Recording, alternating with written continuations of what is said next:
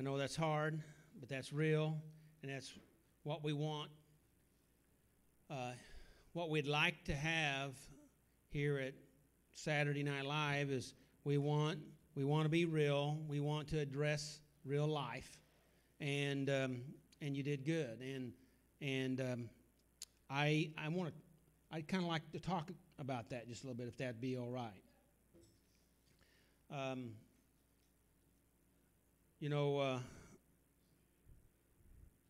Well, you reminded me of a story, well, an event that took place many years ago.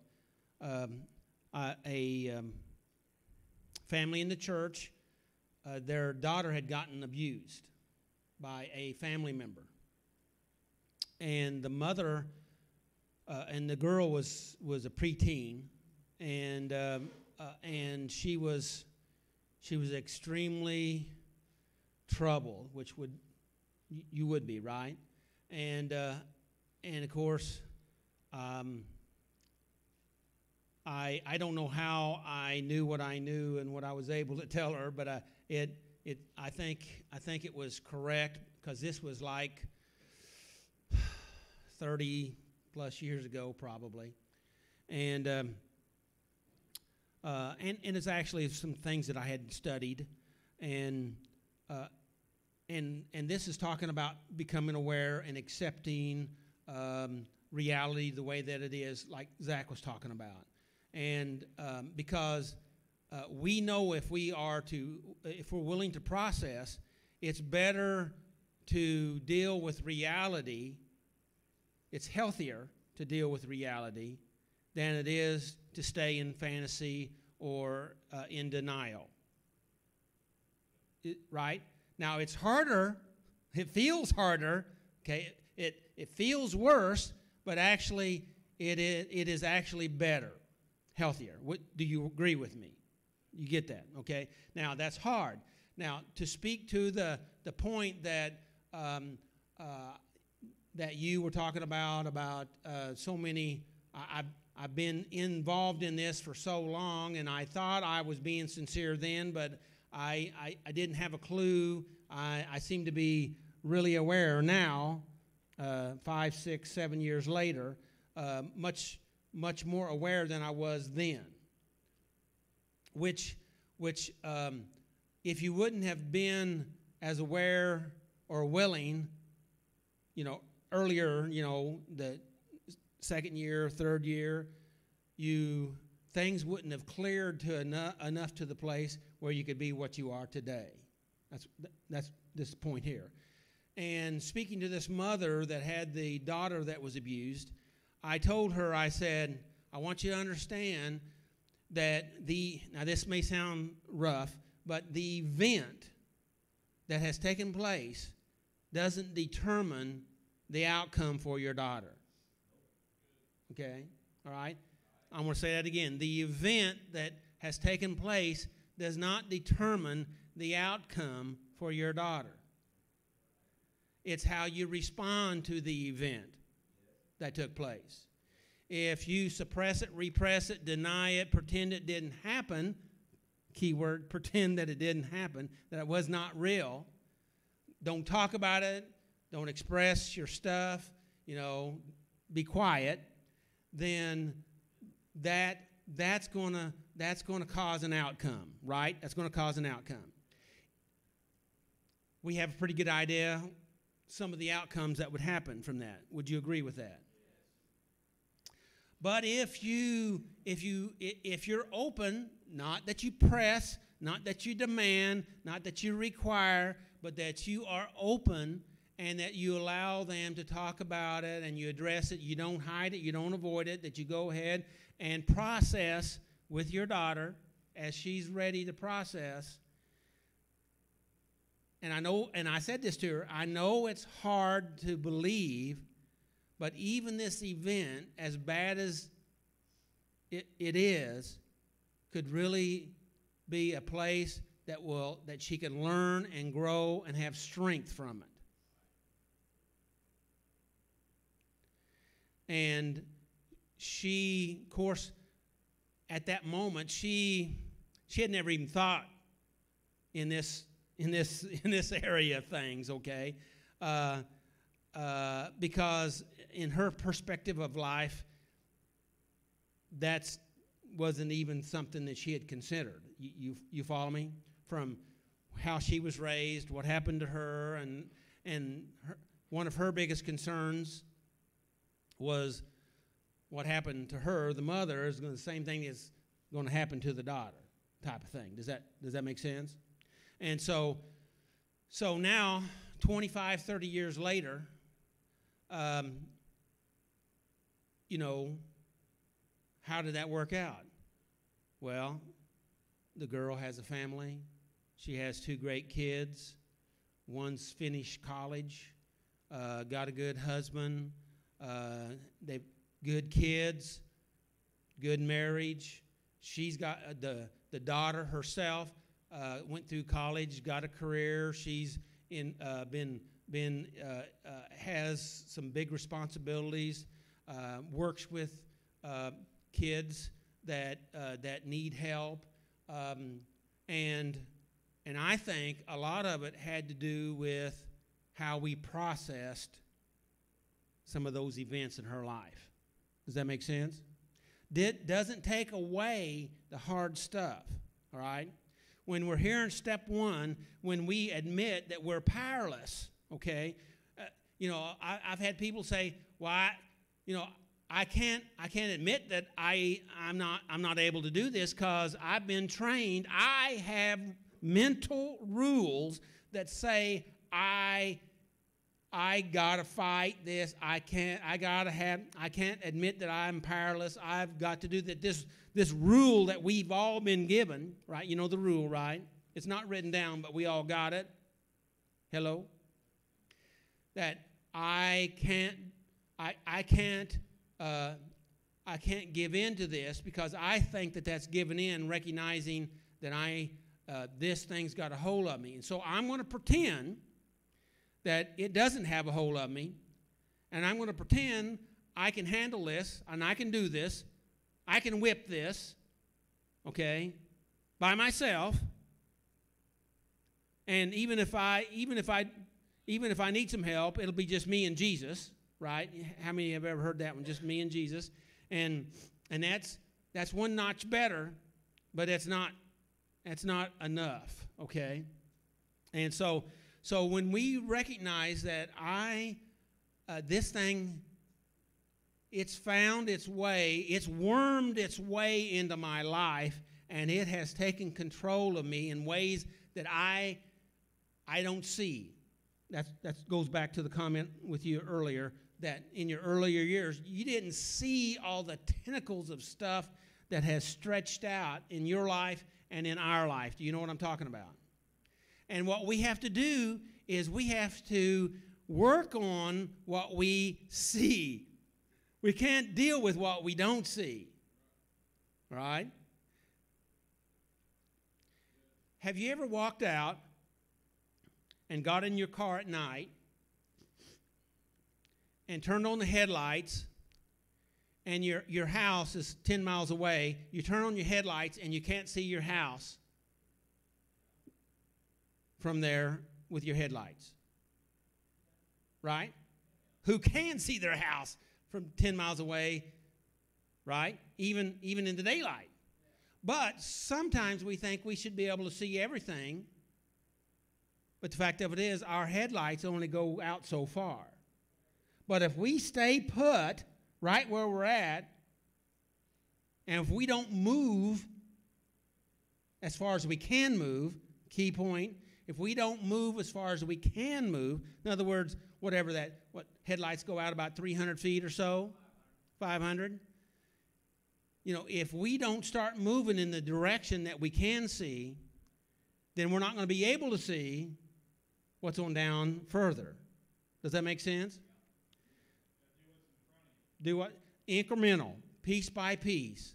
As the Old Testament says, line upon line, precept upon precept, here a little, there a little. It's climbing the ladder. I can't get to the 10th step if I'm not interested in taking the first step.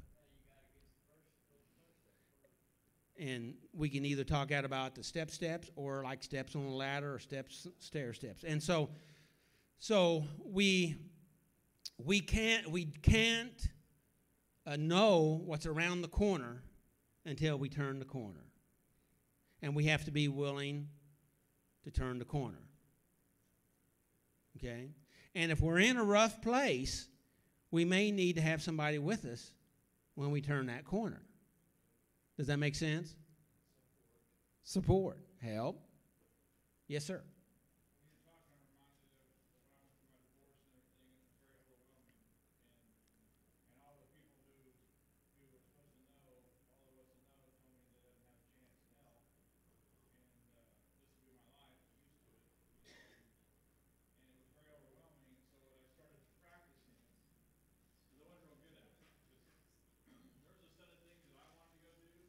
Yes. Yes. Yes.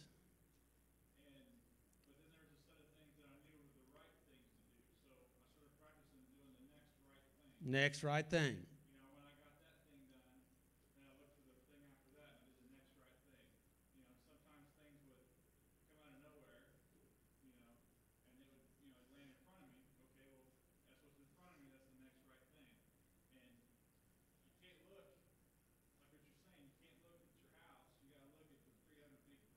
Right. Right.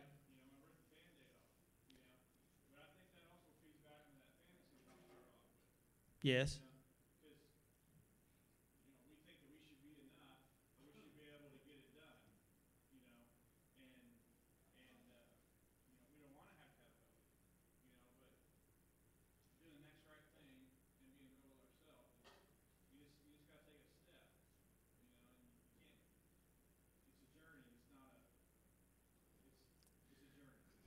Well, if we're going to use the headlight analogy, it's 300 feet at a time. Yeah, we may be able to see 500, but we go 300, and then you see another, and then you see, and we just keep doing the next right thing, or what I call healthy thing. And so, something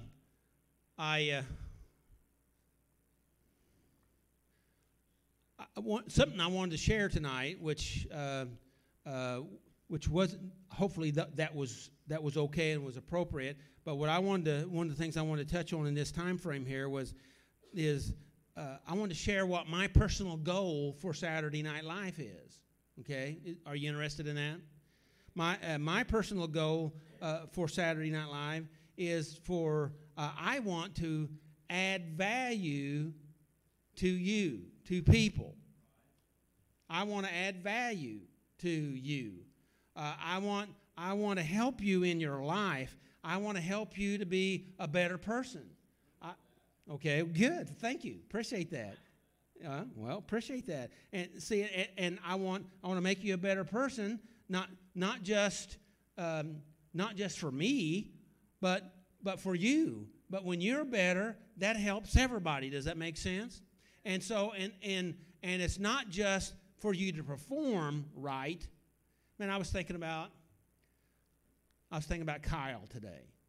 Okay, Kyle, man, he came a long ways. And of course, if you're on YouTube or Facebook, you may or may not know who Kyle is, but he passed away here probably 2 years ago. But I met Kyle when I was doing a rally down on the river, and he just gotten out of jail, and there was probably a couple hundred people there, and for some reason I spotted Kyle in the group, and I don't know, there was just a kind of a connection there, and of course he just got out of prison, so he was that disconnected, but kind of connected, but disconnected. You know you got an idea what I'm talking about? Yeah. Yeah, you did time with him. And so I was thinking about him today, and of course, at that meeting, I kind of went through the crowd a little bit, and the next thing you know, I was in front of Kyle there, and we talked a little bit, and that day he told me that the guy that sent him to prison was there in that meeting. He was thinking about going and and so I just listened to him, and we talked a little bit. And I mean, yes, he did, but no, he didn't. You know, he had both of those voices going on, right? And see, yeah, and the thing of it is, and I didn't think about this till just now. There was a part of him that was living by those old rules that we were talking about. Yeah, that you mess with me, I mess with you. You hurt one of mine, I hurt one of yours. Okay. Eye for an eye, tooth for a tooth, right? Type deal. And if I don't follow that rule, and by the way, this is a toxic, destructive rule. I just want to make sure I put that out there. That if I don't follow this rule, then I am less. I'm a punk. I'm no good. I'm worthless. Blah blah blah blah blah. You can fill in all the blanks, right? Right. But he'd gotten saved in prison, and he'd shifted, so he had both of these things going on in his mind, right? Just like some of the things that go on in our mind because we all live by some of these rules, and the tragedy is we live by some of these rules and we don't even know it. They push us around. They dictate what we're going to do, and oftentimes we end up sabotaging our life. And so I was just thinking about Kyle, and the reality about Kyle, I love Kyle. Okay, I love Kyle. Yes, and he prayed for people, and he reached out to people, and he had Bible studies with people. But see, Kyle probably wouldn't have been accepted in very many Christian-type churches. Why? Because he wasn't perfect yet, and neither are we. But see, he showed some of his flaws, right? But old man had a bunch of good. You know, the trouble is we can be doing 90 things right, and catch hell over the 10%, right? Even in prison, he gave me my first set of stamps for the mental health for free. And because Kyle's heart, even when he was the baddest he's ever been, he still had a good heart, even though he did some bad things, just like, well, all of you. How do you like those apples? and so, yeah. And so, but I was just thinking about Kyle and missing him, and realizing how much I was thinking about one of the last times he relapsed. He called me, and he said, they told me I had less than 30 days to live. I thought, why fight it? And just relapse. He just relapsed. But then after he relapsed, he said, basically, I think I'm going to paraphrase here. I don't want to die a junkie. You know, I don't want to die using. Okay, that's not really who I am now, even though that's how he kind of behaved, right? And he's wanting to see what I was going to do. And we were out here at the alley. It was during I don't know for sure how that happened, but we were sitting on this wall out here and was talking, and he told me that, and he kind of looked at me, see how I'd react, and I just said, Kyle, well, what'd you learn? You know, he said, I learned I don't want to be that. You know, I said, well, okay, good deal. Let's go. You know, and he was, you know,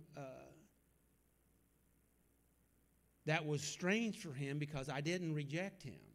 Okay, come on, you know, we're better with you than without you.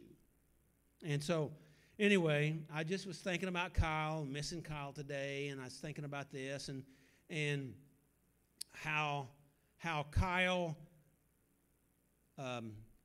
did so much good, and how he loved this meeting, and how he'd get mad at me, and he'd get mad at Zach, and he'd threaten to quit, and I'd say, well, I don't want you to go, but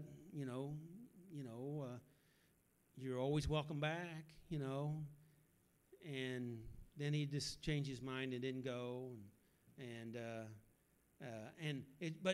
but see, we all go through those processes, okay, and some of these, how can I say this?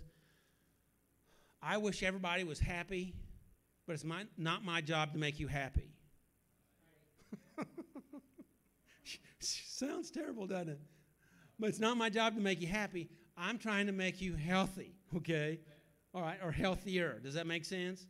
Okay, I want remember my goal. I want to make your life better, okay? Who do I think I am to make your life better? I've asked that question a lot myself. I just have found some things that helped me, that made my life better, and they seem to help other people to make their life better. And people tell me that works and that helps, and so I just keep doing the same thing over and over to help people to have a better life. And if you have a better life, then everybody does better. And as I say, if you haven't been mad at me yet, you will be. Right, Jim?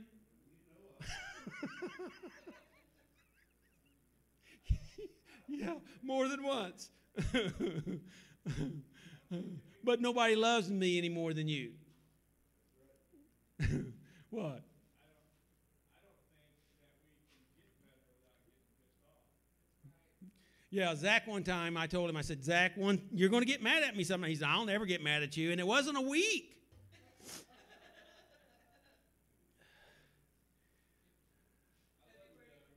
I love you too. That's the thing, though. You can't, Doug's kind of like God. You can't win them all. So I appreciate that very much. February 18th will be 3 years.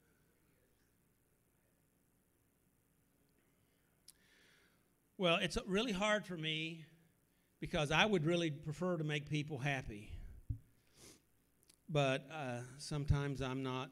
I have to make a different choice and try to help people. There's a difference between actually hurting people or causing harm, okay? And I don't want to cause harm. I don't want to be your next abuser. But at the same time, I don't want to enable people, right? So, well, I have about 4 different quotes that I was going to give, but I've talked long enough already, and they're really great. I do. Well, yeah. What I was going to talk about, and I'm just going to touch it real quick. Probably ruin it for the next time, but everybody. Jesus' disciples had a big discussion one time talking about who was the greatest. Anybody, who was the greatest? And to paraphrase, I had scripture here and everything I was going to share, and maybe we'll do this another time. But he said, who's the greatest is the one that serves, and that Jesus didn't come to be served, but to serve. And he demonstrated that in many different ways. One way was by the washing of the feet. And Martin Luther King Jr. says this: everybody can be great because everybody can serve. One of the hidden secrets in recovery is service work. We touch on it around here, but see, if you feel disconnected, do something for somebody. That even if you're mad, do something for somebody. That will help change you. Because, see, we live out of our own, shall I say, stupid stories that we tell ourselves. And so sometimes we have to break our state by doing something. And service is a real big tool that you can employ to help shift yourself. Take the trash out, pick up paper out on the road, be kind to somebody, pay for somebody something, out at the convenience store. Anyway, I saw a guy here yesterday, and I said, do you know what he normally buys? I said, because I want to pay for it. And she said, I'm not sure. And so she watched him. She says, okay, I got it. And so, maybe it blesses somebody else, but it does something for you, does something for me. And if I take care of me, then I'm better for everybody. All right? So anyway, that we'll just conclude right there. How about that? Thanks, everybody. Make healthy choices.